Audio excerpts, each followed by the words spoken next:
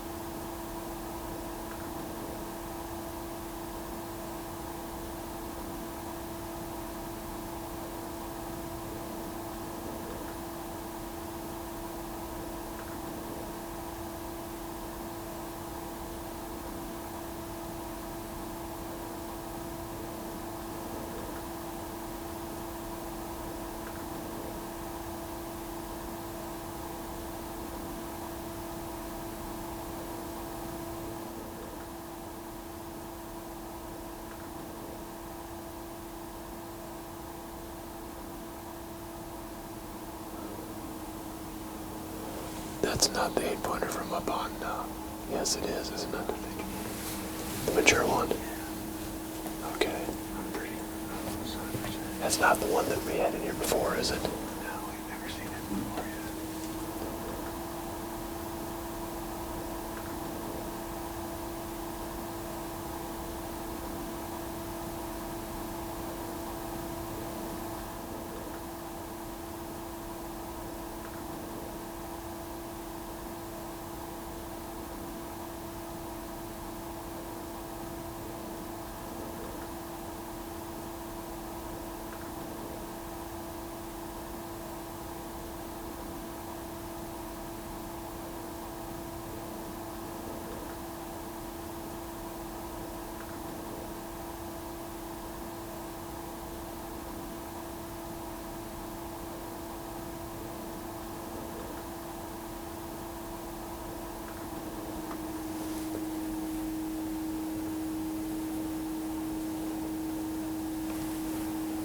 Do I have to open that corner window? Wait. What's he doing?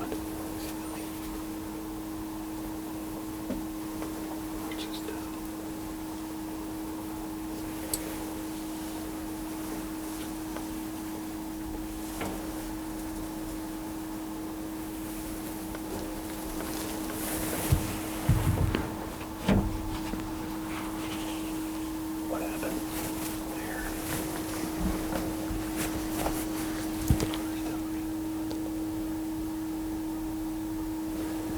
He's right at 40.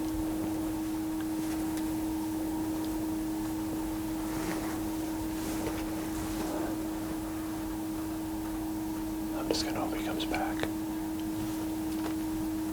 I mean, I could try that shot, but I haven't been shooting a lot.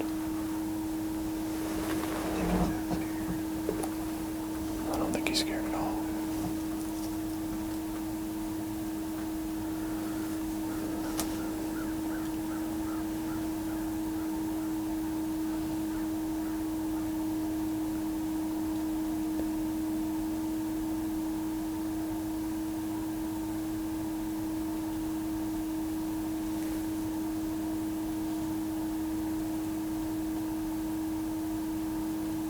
I think they'll be back. Maybe open that window now.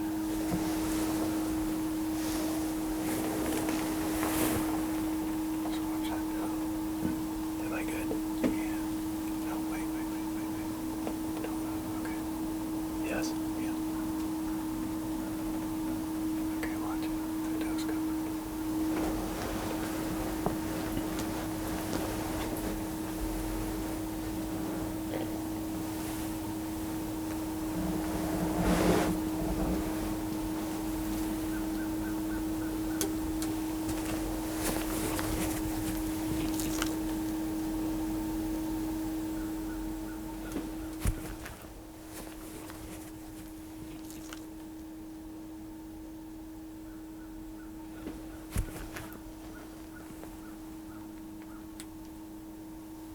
think we do it soon because he's gonna get out.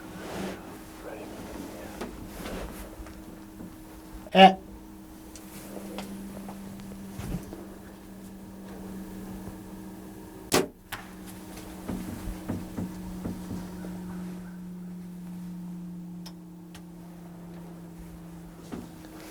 Thinking about wore me out coming down across that food plot. That's a deer that we've got, gosh, Drake filmed him, I bet you 3/4 of a mile from here, way back in early October. I've got a bunch of trail camera pictures of him up on Old Reliable, which is the spot where we went into last night. In fact, he was one of the deer that we would have been after last night. But we're down in the valley now, of course, below that spot. Everything was moving early tonight. I mean, that was, like, we've got more than an hour before the end of legal shooting time. It's 4 o'clock. And he's been in here for 15 minutes already. But from what I could tell, it looked like a pretty solid hit. So maybe we'll sit for a little longer and try to get a doe, but otherwise we're just going to go right down there and see if we can recover that deer. Like I had mentioned here in the last couple of hunts, I'm more than happy to go after a management buck at this point in the season. Hopefully he's laying right down here in this ditch. Realtree's Midwest Whitetail is brought to you by Cabela's, Easton Arrows, Frigid Forage, Fuse, Grizzly Coolers, Hoyt, Hoyman Tree Saws, Muddy Outdoors, Nikon, Ozonics, Redneck Blinds, Rocket Broadheads, RTP Outdoors, Trophy Rock, Spot Hog Releases, Wilderness Athlete, Viking Solutions, and Realtree.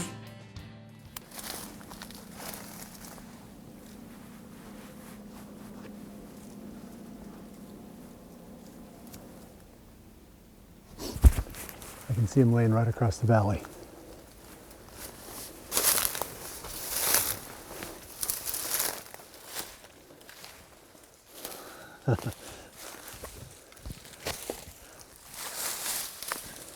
This is the classic management buck on this farm.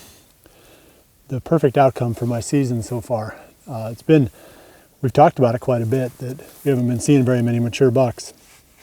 And the one I was really hoping to kill was the lone oak buck, but that deer, we only encountered that deer one time, and that was on the 9th of November. This guy we know to be at least 4, and he could even be 5 years old. Drake filmed him clear back in early October on a different part of the farm, a good ways away from here. We already identified him as a definite target. I mean, you look at him, and he's a cool deer. I mean, every deer that you kill is a trophy, but some of them have big antlers and some of them don't. But if you look at him, I mean, you can see from his frame and from the length of his brows and everything else that this is never going to be a high scoring deer, but yet he's still a fun deer to hunt. It was an exciting deer to shoot tonight. What we really try to focus on is the age of the deer. And we try to treat that as the trophy quality that determines, whether a deer is a shooter or not. But this was a buck that wasn't paying any attention to any does. He had one thing on his mind, and that was getting in that food plot and feeding. Starting to rebuild some of his strength that he lost, or some of his body weight that he lost during the rut. And that's what makes them vulnerable at this time of the season. They come off that rut, they're weary, worn down. The first thing they want to do is get on the food. And we were on the absolute best food source on the entire farm tonight. We were fortunate because we had this south wind on the last day of the bow season leading into the firearm season. So we were able to come down here and hunt this spot.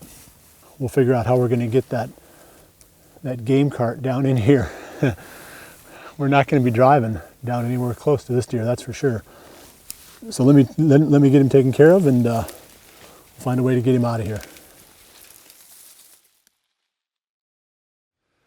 I try to take something away from every hunt that I go on, whether I'm successful or unsuccessful. And on the successful hunts, the lessons are a lot more fun. On my hunt from December 1st, there are 2 key points that I wanted to touch on. The first one is the behavior of this buck. Drake had filmed this deer back in early October, almost 3/4 of a mile away from the spot where I ended up killing him.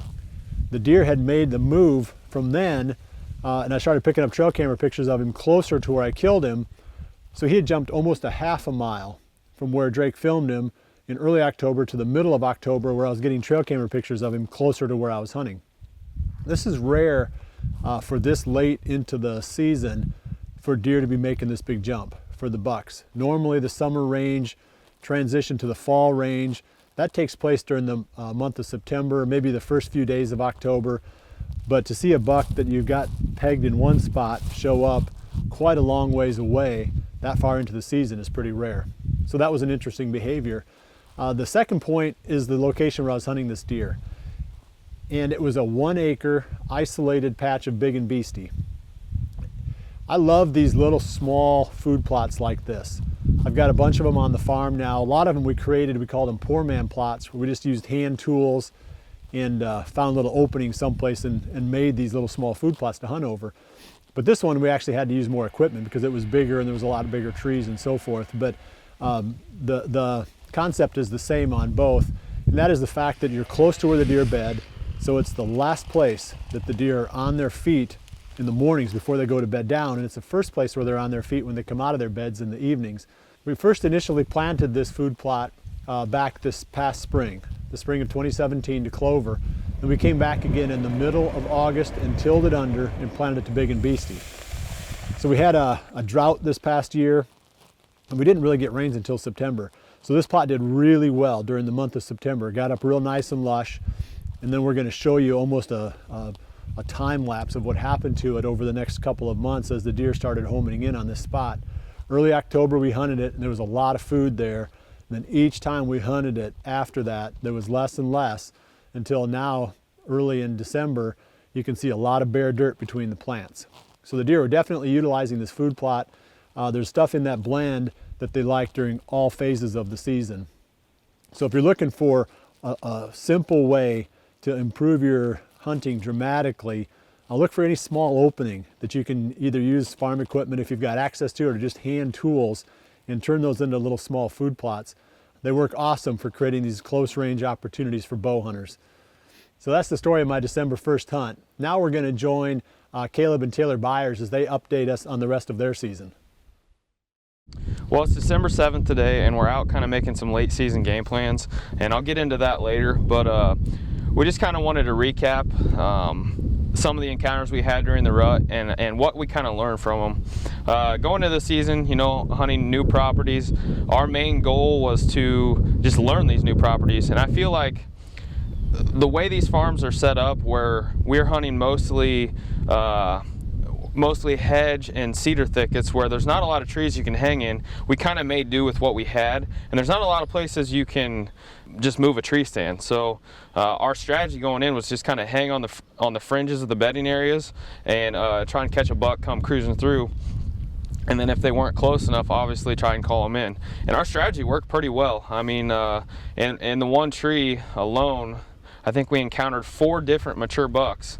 Obviously on the farm we focused on the most because we were hunting a buck that we call the goat, you know, a buck of a lifetime. So seeing 4 mature bucks out of that tree and having 3 of them in range, and we didn't kill a single one. So it's definitely been a season of self-inflicted wounds like I talked about, but it was still a great season nonetheless. I mean, we figured it up the other day, and I think we've seen 14 different bucks over 4 years old. So anytime you have a season like that, I'd say you're doing pretty good. The fact that we only killed 1 of them is the part that's not the greatest, I guess you could say. So on November 5th, we decided to hunt right behind our house. You know, we're probably only 100 yards from our back door. It's November 5th this evening, and we're hunting directly behind our house. We have about 1.5 acre food plot of big and beastie, and the deer have just been hitting it like crazy.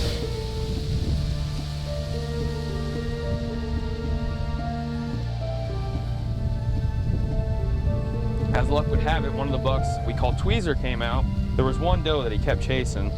She fed at 20 yards for roughly 30 minutes, and he obviously never came back into the field. So that's kind of how our luck went the whole season. But then on November 18th, we were hunting a buck we call Nemo. He's in a big 11 point, so we seen him on the evening of the 18th, so we decided to go right back into that spot. And on the morning of the 19th, we seen a buck that has been a ghost all year long. A buck that we know that's at least 6.5 years old. Just a huge bodied deer, and he has a double throat patch, just a cool buck. We had him at 30 yards. There was 1 twig over his vitals, otherwise Taylor would have been able to get a shot. We had to go back to work that evening, so that was our last hunt of our vacation. All in all, it was a great season. You know, I never assumed that we'd have encounters with 14 different mature bucks and only put 1 of them on the ground. You know, that's hunting. It felt like we were 20 yards off every time. Moving forward to late season, we don't have the opportunity to leave a lot of standing crops. So it's a time where we struggle every year. And that's actually another project we have going on today. We're going to get a non-typical wildlife solution hot zone fence set up.